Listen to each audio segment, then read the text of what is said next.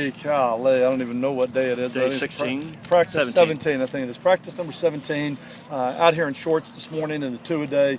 Had a hard physical practice on Saturday.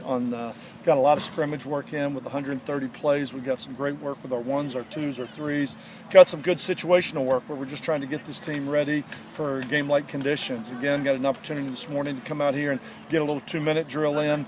Just trying to do all we can to teach them. We've talked about a lot of the inexperience that's out here and getting them to understand that looking at the clock, knowing the situation, down and distance, and everything on how you play. So like the effort, like the attitude, like the way they're working right now, we just got to keep coming. I made the comment after the scrimmage, we're just not as consistent as we need to be as a football team, and that's what we've tried to do, polishing some things up yesterday on Sunday in shorts, and then today going through a two-a-day, just trying to polish some things up. We'll get some good work in full pads again tonight under the lights at 7 o'clock.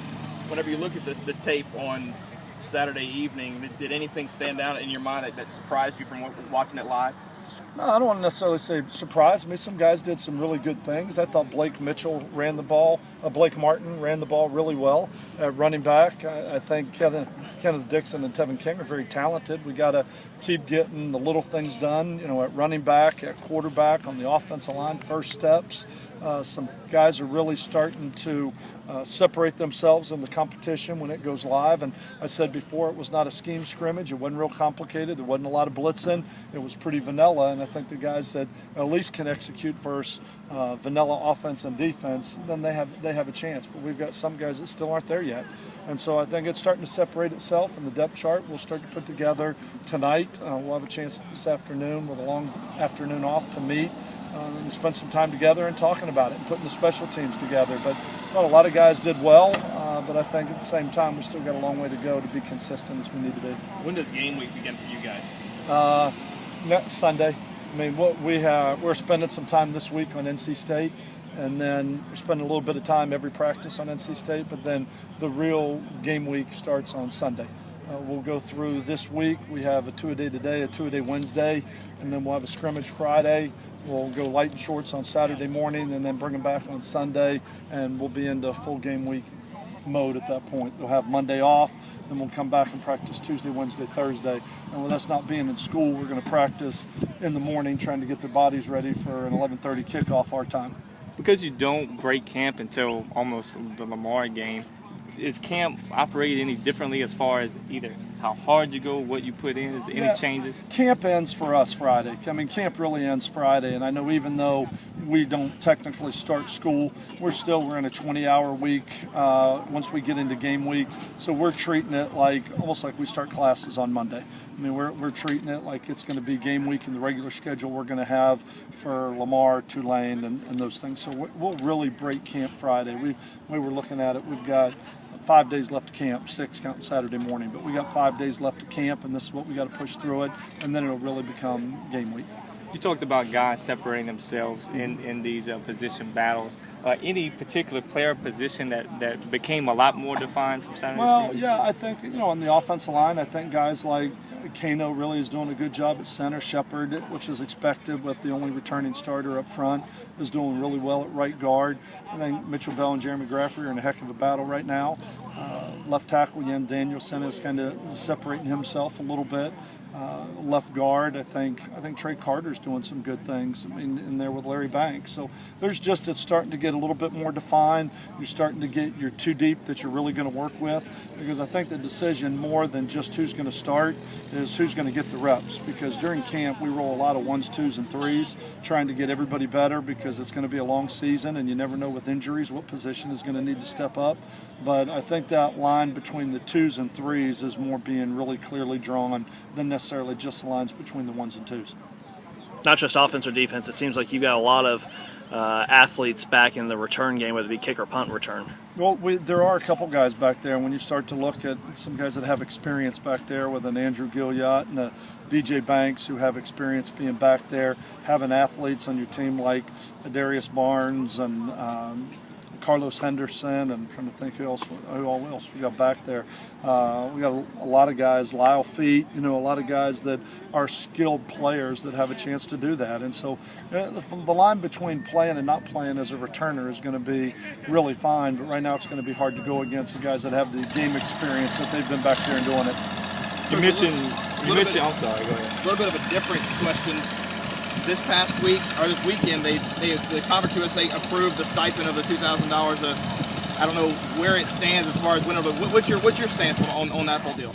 Well, I think everybody's looking at it, and everybody's been looking at it. I don't know when it's going to get implemented. There's been a lot of talk about it, but I think these student athletes are out here and they work hard. They work hard. They do an awful lot. I understand the argument that many of them are on scholarship, but at the same time, many of them don't have a whole lot at home. They're not getting a whole lot of support from home. And so I think if that's the direction that the conference decides to go, I support it 100%. I just think it needs to be where we're all on a level playing field with it. I think where you really, the only time it's going to become a real problem if some schools decide to do it and other schools decide against it. And I think that's where you're going to probably see a real difference with recruiting. It's going to become something that's going to be used in recruiting. You talked about you liked what you saw from both punters. Punters and kickers, how are those positions shaping up? I'm waiting for somebody to just really take it. I think the punting and kicking game is probably a lot like where we are as an offense and a defense. And we've talked about coming in, a lot of new players. They're all freshmen. They're all freshmen in this offense and in this defense because they've only been in it for about 9 months at this point. Well, the same thing's definitely true with our kickers and punters. They're all young. None of them have any game experience, and I'm just looking for consistency. I've seen both Schaus and Logan McPherson. I've seen them boom balls where they're kicking them 55 yards, and I've seen them, take them 20 yards off the side of their foot. So I think the consistency is just what I'm looking for, and the same thing in the field goals. And to this point, those decisions haven't been answered. What did you see on tape from the quarterbacks as you evaluated over the past? I think what we talked about after the scrimmage, I think for the most part they did a pretty decent job of protecting the ball when they threw it. But the ball still, I'm going to say we're not as secure with the ball as we need to be. Ryan Higgins ran the ball an awful lot in the pocket, leaving the pocket, loose with the ball, things like that. Coaching is trying to eliminate a turnover before it happens. Anybody can watch it hit the ground and say you can't fumble. But when the quarterback starts to run, he's still got the ball in his hand. Things like that concern me a little bit still with Ryan. But I think they're both getting better. I think they understand what we're asking them to do and make sure that they can run the offense and not get us beat right now and not turn the ball over and fumble the ball and throw interceptions and take sacks. And I think Scotty's got a pretty good grasp on that right now. What did you see in the secondary on tape? There was 133 plays run, and there were a couple big plays that were made on the perimeter. Richie Casey made one. Connor Smith made one in the end zone. DJ Banks made one in the end zone.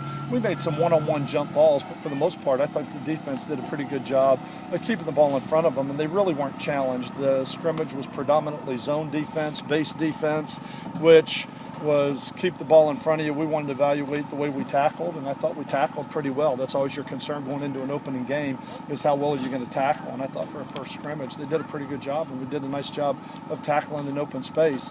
We've got to win a couple more of those one-on-one situations, and I think we'll start to see more of that as we can start to see a little bit more one high, three deep a man coverage where the corners are going to be a little bit more challenged. But everything Saturday was pretty much a two-shell where keep the ball in front of us.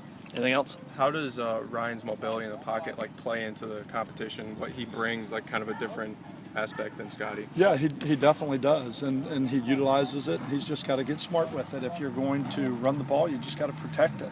And I think Ryan's doing a better job of not putting the ball in danger. Some of the mistakes that he was making early, and I think Ryan's mistake is he tries to do too much. He's an athletic quarterback. He's got a strong arm, and sometimes he probably tries to do a little bit too much, fit something in a little bit tighter area.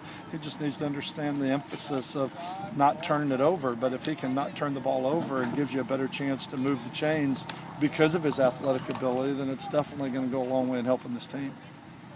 All right, thank you.